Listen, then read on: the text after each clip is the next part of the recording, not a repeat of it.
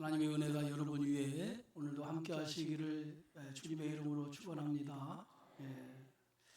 오늘 사무엘하 22장은요 다윗의 노래입니다. 노래 한 편의 시를 기록했지만은 다윗이 자신의 인생 속에서 여호와 하나님을 찬양하는 찬양의 시면서 동시에 찬양의 노래입니다.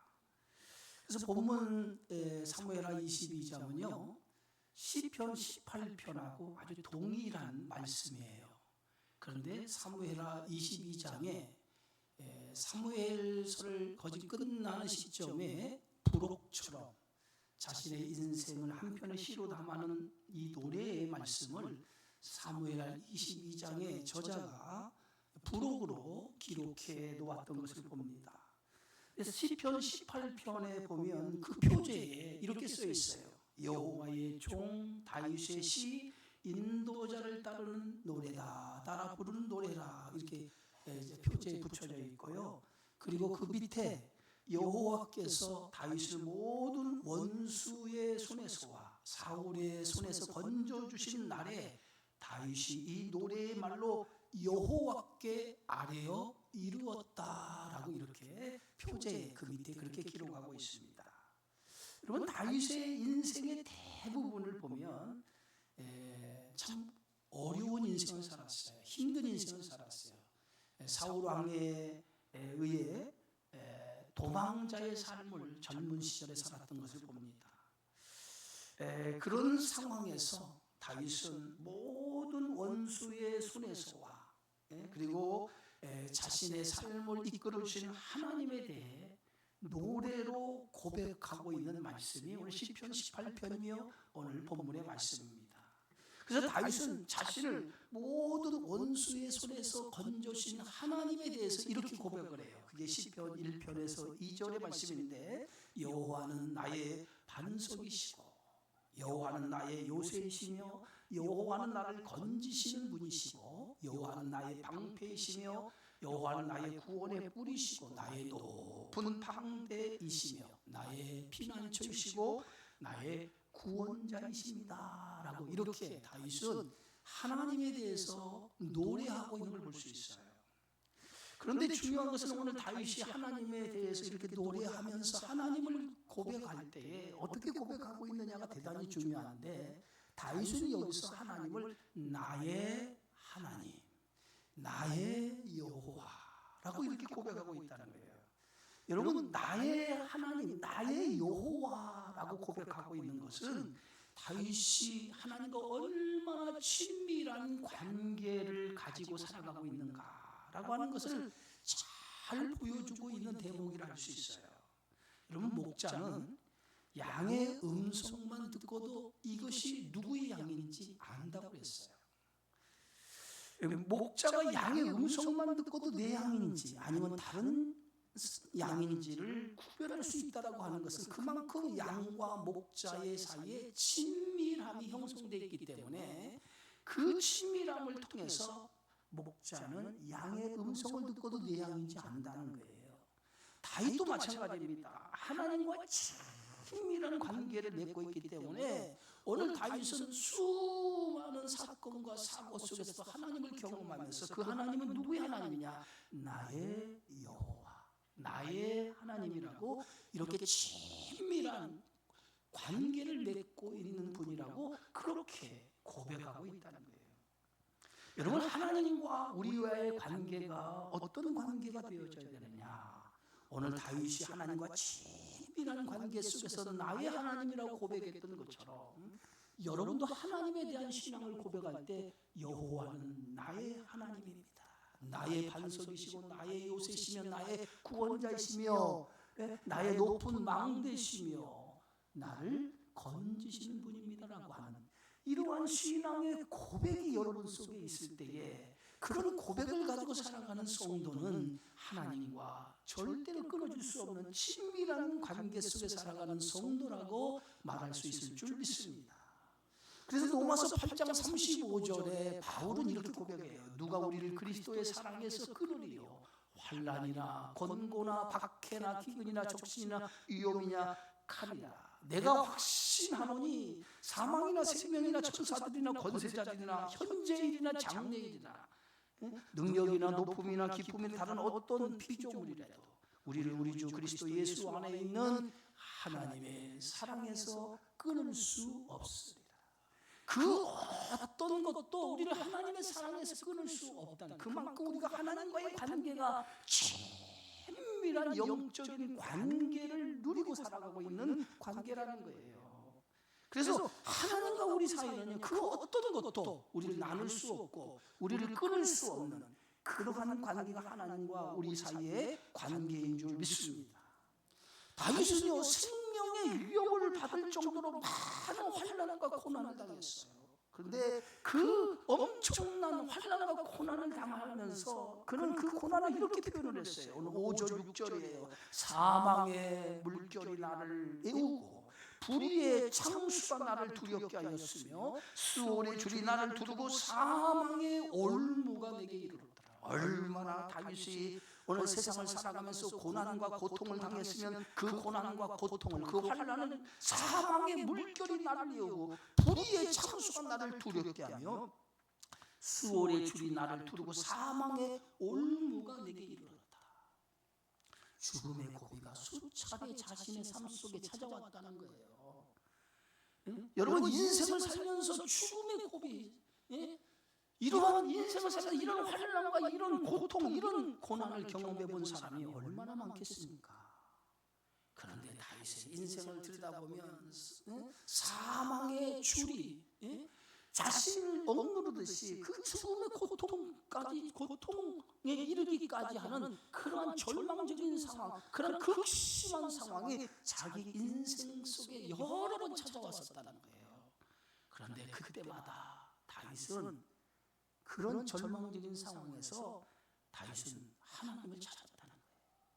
하나님 앞에 부르짖었다는 거예요. 인생의 환난과 인생의 고난, 절망적인 상황이 수없이 찾아왔는데 그때마다 그것을 벗어나기 위해서 그 순간마다 하나님을 찾았고 하나님 앞에 부르짖었다는 거예요. 그것을 오늘 7절에서 오늘 다윗은 이렇게 고백해요. 내가 환난 중에 여호와께 아뢰며 나의 하나님께 아뢰었더니 그가 그의 성전에서 내 소리를 들으시며 나의 부르짖음이 그의 귀에 들렸도다. 환난과 역경, 죽음의 고통이 자신의 인생 속에 찾아왔을 때에 그때 자신이 그 죽음의 고통, 환난과 역경에 벗어날 수 없는 그런 상황 속에서 자신이 할 수 있는 유일한 길은 하나님 앞에 간구하는 일이었다는 거예요. 하나님을 찾는 일이었다는 거예요. 하나님을 부르짖는 것밖에 없었다는 거예요.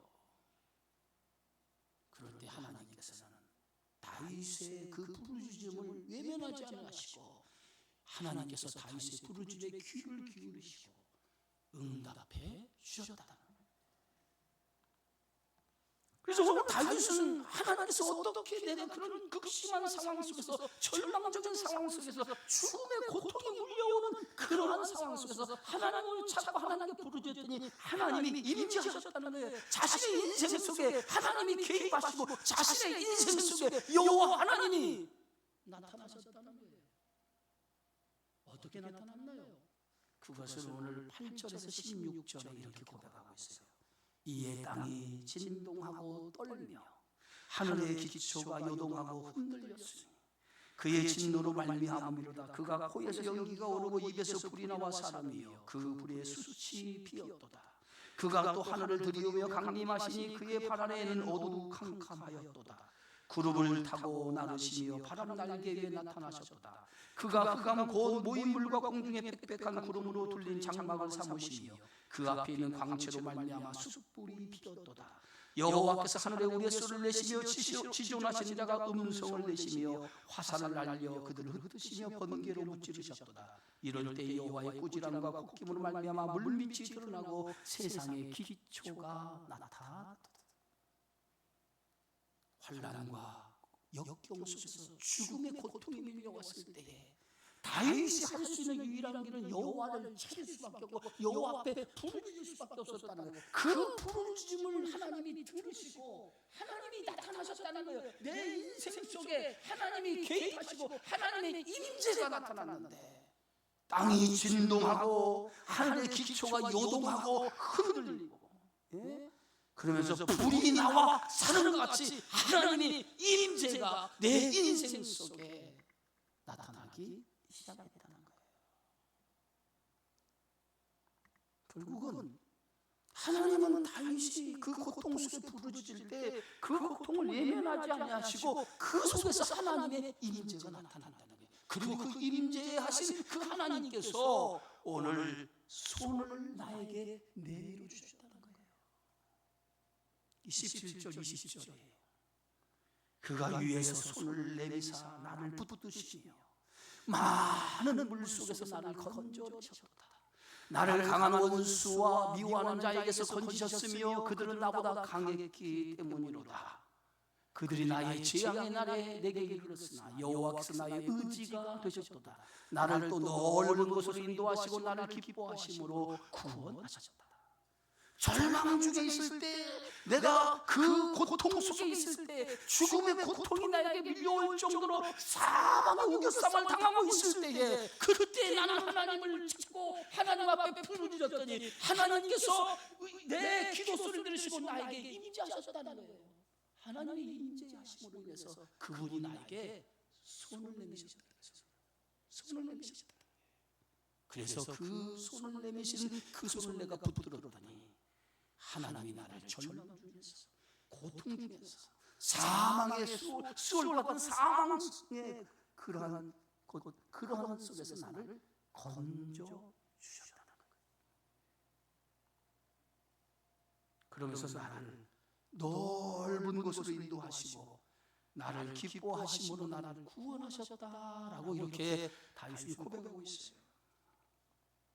여러분, 하나님이 다윗의 기도를 들으시고 손을 내미시고 다윗을 그 사망의 고통에서 건져주시고 다윗을 기뻐하신 것은 다윗의 행위에 있지 않았다는 거예요.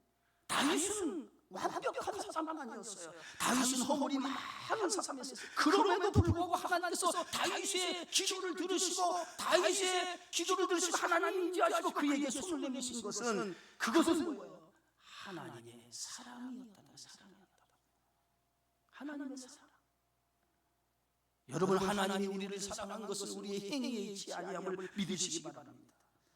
여러분, 우리가 자녀를 사랑하는 것은 자녀의 행위가 우리의 마음에 들어서 자녀를 사랑하는 것이 아니에요. 자녀이기 때문에 부족해도 허물이 있어도 자녀이기 때문에 그 자녀를 사랑하는 거예요. 하나님이 우리를 사랑하는 것도 마찬가지입니다. 우리를 사랑하는 것은 우리가 잘나서, 우리가 정말 하나님 앞에 퍼펙트한 인간이라서 하나님이 우리를 사랑하는 것이 아니라, 우리를 사랑하는 근거는 하나님의 전적인 은혜에 있다는 거예요.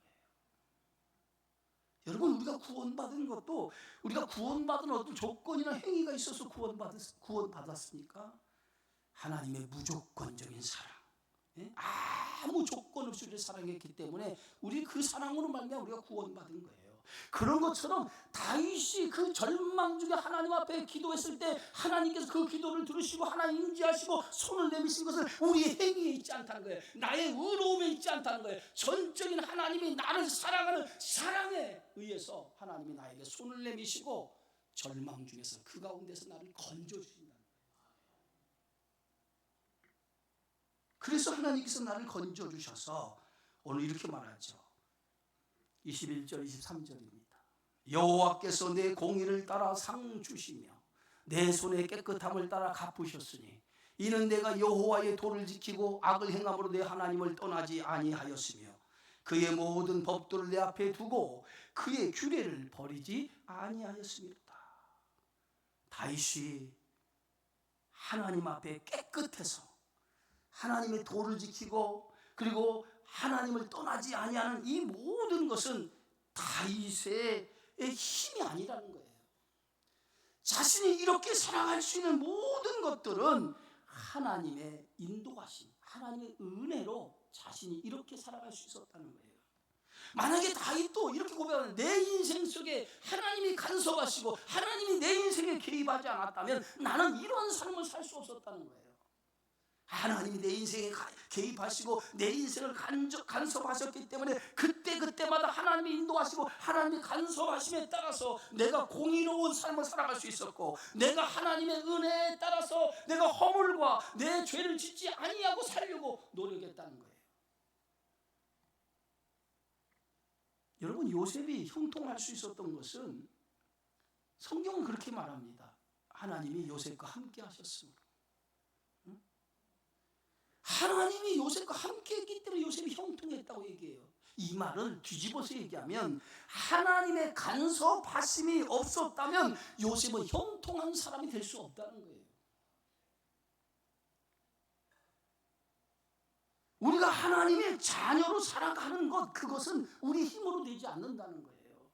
하나님께서 우리의 인생 속에 들어오셔서 내 인생을 개입하시고 내 인생을 간섭해 주시는 순간부터 내 인생이 달라지는 거지, 내 힘으로 내 인생이 달라질 수 없다는 거예요.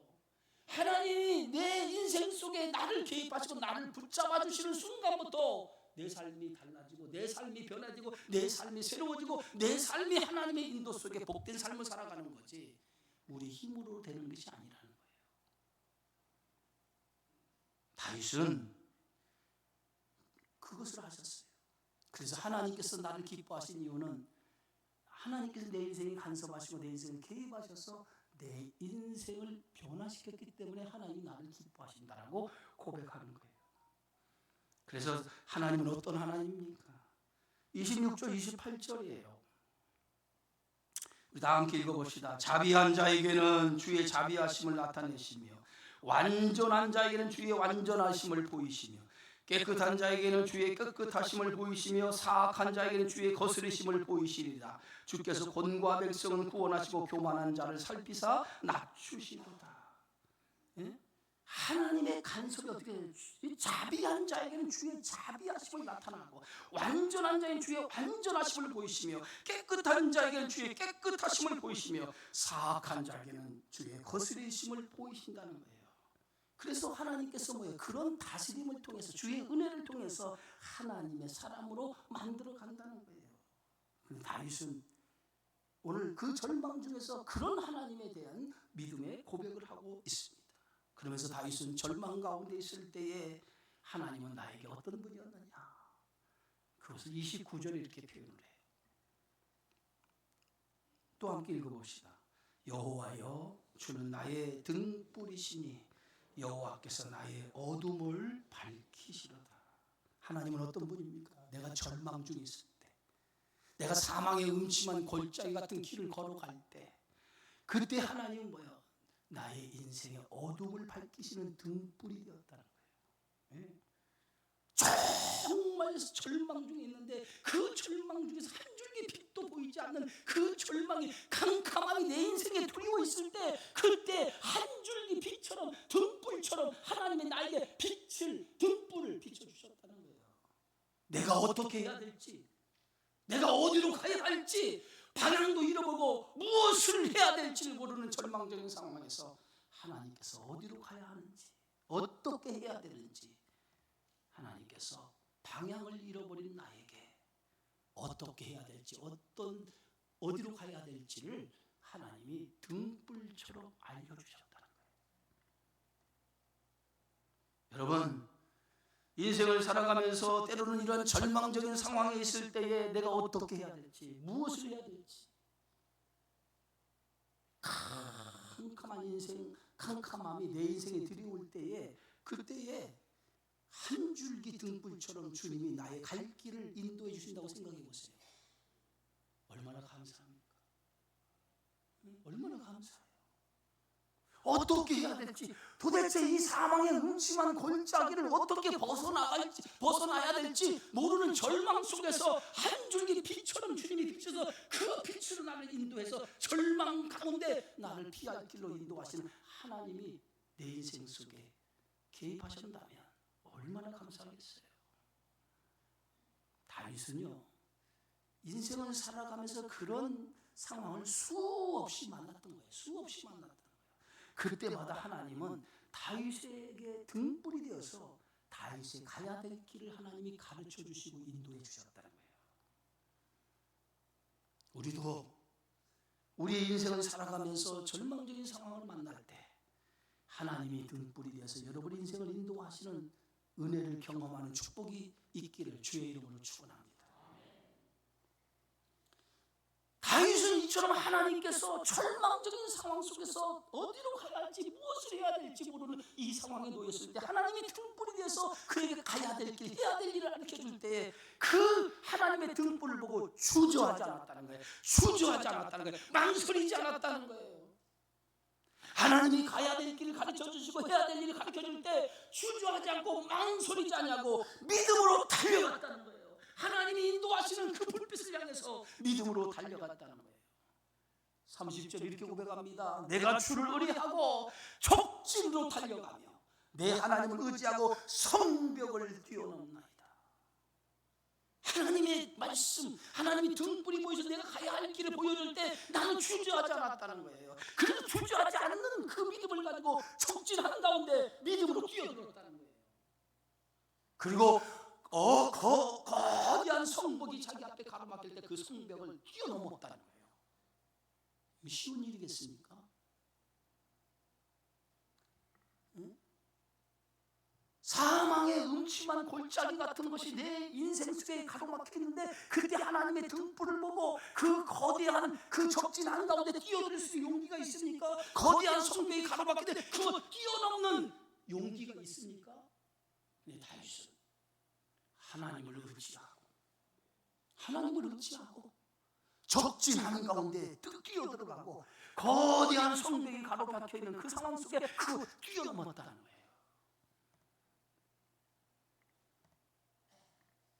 믿음이 뭐예요? 믿음이 여러분. 믿음은요, 환경을 뛰어넘는 게 믿음인 거예요. 환경과 상황 때문에 좌절하고 절망하는 것은 믿음이 아니에요. 어떤 환경에도 좌절하지 아니하고 그 속에서 하나님의 인도하심을 따라 살아가는 것이 믿음이에요. 이렇게 하나님을 의지하고 그런 절망적인 상황 속에서 하나님을 의지하고 살아가다 보면 하나님께서 그 막힌 담을 허물어 주시고 그 가운데 여호와께서 인도해 주시는 놀라운 은혜를 경험하게 되어진다는 거예요. 그래서 다윗은 하나님의 인도의 불빛을 따라 그 믿음으로 뛰어들었더니 31절에 이렇게 고백해요. 그는 자기에게 피하는 모든 자에게 방패시었다라고 얘기합니다. 내가 하나님의 말씀을, 하나님의 인도를 따라 적진하는 가운데 믿음으로 내가 뛰어들었더니 하나님께서 나의 모든 원수 속에서 나를 건지시는 그 가운데 나를 지키시는 방패가 되었다는 거예요. 하나님을 의지하지 않았다면, 하나님의 말씀대로 믿음으로 살지 않았다면 다윗은 이것을 경험하지 못했을 거예요. 그런데 그 절망적인 상황 속에서 하나님을 의지하고 믿음으로 살았더니 그 믿음 속에서 위대하신 하나님, 그 놀라우신 하나님, 그 하나님의 은혜를 경험했다는 거예요. 경험했다는 거예요. 자, 오늘 32절, 37절에 한번 여러분 다 같이 한번 읽어봅시다. 여호와 외에 누가 하나님이며 우리 하나님 외에 누가 반석이냐? 하나님은 나의 견고한 요새시며 나를 안전한 곳으로 인도하시며 나의 발로 암사슴 발같게 하시며 나를 나의 높은 곳에 세우시며 내 손을 가르쳐 싸우게 하시니 내 팔이 노화를 당기는도다. 주께서 또 주의 구원의 방패를 내게 주시며 주의 온유함이 나를 크게 하셨나이다. 내 걸음을 넓게 하셨고 내 발이 미끄러지 아니하게 하셨나이다. 여러분, 하나님의 인도하심을 따라 믿음으로 그 적진한 가운데 그 사망의 음침한 골짜기 있어서 믿음을 따라서 하나님의 말씀을 따라 하나님 적진한 가운데 뛰어들었더니 하나님께서 그 가운데 하나님의 역사가 내 삶 속에 나타나기 시작했다. 그래서 다윗은 자신이 경험한 하나님, 누가 하나님이며 우리 하나님 위에 누가 반석이며 하나님은 나의 견고한 요새시고 나를 안전한 곳으로 인도하시고 나의 발로 암사슴 발같게 하시며 나를 나의 높은 곳에 세우시며 내 손을 가르쳐 싸우게 하시니 내 팔이 노화를 당기는 것처럼 강한 팔이 되었다는 거예요.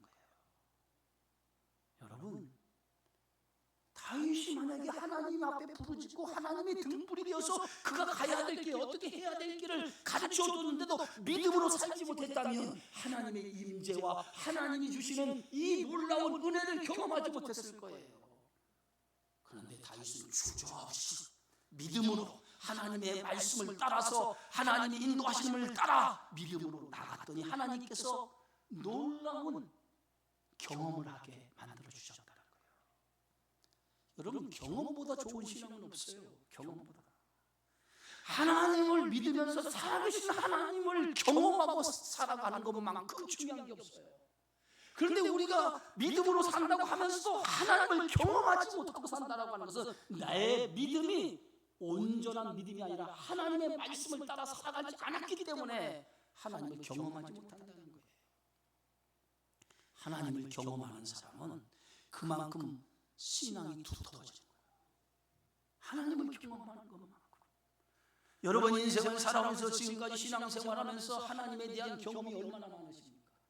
그 하나님의 경험에 대한 축적이 많으신 분은 웬만한 파도가 치고 웬만한 것이 물려닥쳐도 그것에 의해서 좌절하거나 낙심하거나 절망하지 않아요. 제가 필리핀을 여러 번 가는데 민도로 그 바다를 갈 때마다 항상 기도하면서 가는 게 뭐냐, 제발 좀 파도가 잔잔해지면 좋겠다. 그런 기도하고 들어가요.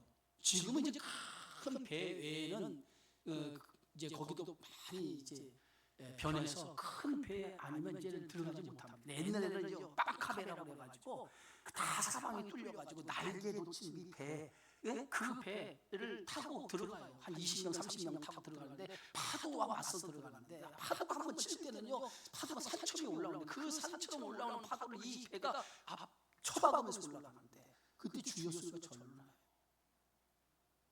그런데요, 우리는 두렵거든요. 무섭거든요. 주여 하고 회개가 저절로 나와요. 그런데 그 필리핀 현지의 민도르 섬에 사는 사람들은요, 그런 파도가 와도 가만히 팔짱 끼고 자고 있더라고요. 왜 그런지 아세요? 그들은 수없이 경험, 이 바다에서 이 배를 타면 수없이 경험하니까 이게 아무것도 아닌 거야. 하나님을 경험해 보세요. 내 인생의 절망 중에 있을 때, 내 인생의 거친 파도가 밀려왔을 때 그 가운데 하나님께서 나를 인도하시고 나를 이끄시고 나를 사망의 음침한 골짜기에서 나를 붙들고 그 음침한 골짜기를 벗어나게 하신 하나님의 은혜를 경험한 사람은 그런 상황이 오더라도 두려워하지 않아요. 왜? 하나님의 경험이 있기 때문에. 그런데 나 같은 사람은 그 민도로 바다 파도만 치면 두려워서 주여, 이게 다르더라고요. 여러분, 하나님이 어떤 분인가를 경험해 보세요. 그런 경험이 쌓인 사람은 두렵지 않습니다. 그런 사람은 어떤 상황이 와도 어떤 순간이 와도 낙심하지 않아요. 절망하지 않아요. 다윗은 수많은 전쟁을 치렀습니다. 그 전쟁을 치르면서 생사의 위기에 있을 때마다 그때 그 전쟁을 치러서 승리할 수 있었던 것은 하나님의 은혜고 하나님의 도우시며 하나님이 그 전쟁에 싸울 수 있는 용기와 힘을 주셨기 때문에 그 수많은 전쟁에서 내가 싸울 수 있었다라고 고백을 하고 있어요. 그게 오늘 38절에 46절까지예요. 전쟁은 생사를 거는 거 아니겠어요? 근데 다윗은 그 수많은 전쟁을 치면서 두려워하지 않았다는 거예요. 왜? 그 전쟁 속에서 하나님이 싸울 수 있는 힘과 싸울 수 있는 용기를 주셨기 때문에 그 수많은 전쟁에서 자신이 담대히 싸웠었고 그 전쟁에서 하나님께서 나를 승리케 하셨다는 거예요. 다윗은 이렇게 얘기합니다. 승리는 내 힘으로 되어진 것이 아니다. 나는 내 힘으로 전쟁을 치렀다면 나는 그 전쟁에 승리하지 못했을 것이다. 하나님이 주신 힘으로 용기로 싸웠기 때문에 그 수많은 전쟁에서 내가 승리할 수 있었다라고 얘기합니다. 블레셋 장수인 거인 골리앗과 싸울 때도 다윗은 자신의 힘으로 싸우지 않았어요. 우리가 유명한 말씀 사무엘상 17장 45절에 보면 너는 칼과 단창으로 내게 나오거니와 나는 만군의 여호와 이름 곧 내가 모욕하는 이스라엘 군대 하나님의 이름으로 내게 나아가노라. 다윗은 그 국적장신 거의 골리앗과 싸울 때도 다윗과 골리앗으로 싸우지 않았어요. 여호와의 이름으로 골리앗과 싸웠어요. 다윗의 힘으로 싸웠다면 다윗은 골리앗을 이기지 못했을 거예요. 그런데 다윗은 다윗의 힘으로 싸우지 않냐고 여호와 이름으로, 만군의 여호와 이름으로 골리앗과 싸웠더니 하나님께서 골리앗을 물리쳐 주셨다. 여러분, 우리의 싸움은 내 힘으로 하는 게 아니에요. 세상을 살아가는 것도 내 힘으로 살아가는 게 아니에요. 하나님이 주시는 능력과 용기와 힘을 가지고 살아갈 때 우리는 수많은 원수, 수많은 그러한 환난과 역경을 능히 감당하고 능히 거기서 승리하는 삶을 살아가게 되어지는 줄 믿습니다. 다윗은 이제 마지막으로 그런 하나님, 내 인생의 그런 하나님, 그런 하나님을 마지막으로 찬양하고 높이죠. 그게 이제 47절에서 또 50절이에요. 다 같이 한번 읽어봅시다. 여호와의 사심을 두고 나의 반석을 찬송하며 내 구원의 반석이신 하나님을 높일지로다. 이 하나님이 나를 위하여 보복하시고 민족들이 내게 복종하게 하시며 나를 원수들에게 이끌어내시며 나를 대적하는 자에게 나를 높이시고 나를 강포한 자에게서 건지시는도다. 이러므로 여호와 내가 모든 민족 중에서 주께 감사하며 주의 이름을 찬양하리로다. 하나님께서 뭐예요? 궁극적으로 나를 높여주셨다는 거예요. 수많은 죽음의 고통과 환난과 역경 속에서 나로 하여금 그 가운데 건지신 것뿐만 아니라 원수 앞에서 나를 높여주셨다는 거예요. 그 하나님을 찬양하는 거예요. 하나님은요, 당신의 백성을 망하는 자리에 놔두지 않아요. 망할 것 같은 자리에 있다 할지라도 두려워하지 마세요. 그 가운데 하나님은 건져주셔요. 원수들, 수많은 원수들 가운데 하나님은 우리를 높이시고 우리로 하여금 하나님의 영광을 찬송하게 만들어 주신다는 거예요. 요셉을 보면 망할 것 같죠? 종으로 팔려가고 억울한 누명에서 감옥에 갇혀 망할 것 같죠? 근데 망하지 않습니다. 하나님께서 그를 그 원수들의 가운데는 우뚝 세워서 예굽 나라의 총리를 세우셨어요. 누가 하셨어요? 하나님 하셨어요. 그래서 로마서 8장 28절에 사도 바울은 이렇게 말한다. 우리가 알거니와 하나님을 사랑하는 자 곧 그의 뜻대로 부르심을 입은 자들에는 모든 것이 합력하여 선을 이루시느니라. 하나님을 사랑하는 자, 하나님은 그를 가만히 놔두지 않아요. 반드시 하나님을 사랑하는 자, 하나님은 합력하여 선을 이루시는 하나님이신 줄 믿으시기 바랍니다. 그래서 오늘 시편 사무엘하 마지막 22장 마지막 51절에 이렇게 말합니다. 여호와께서 그의 왕에게 큰 구원을 주시며 기름 부은 자에게 이자를 베푸시며 영원하고 다윗과 그 후손에게다 하였도다. 하나님은 끝까지 인자하심을 베푸시는 분이라고 고백하고 있어요. 하나님의 사랑을 베푸시는 분.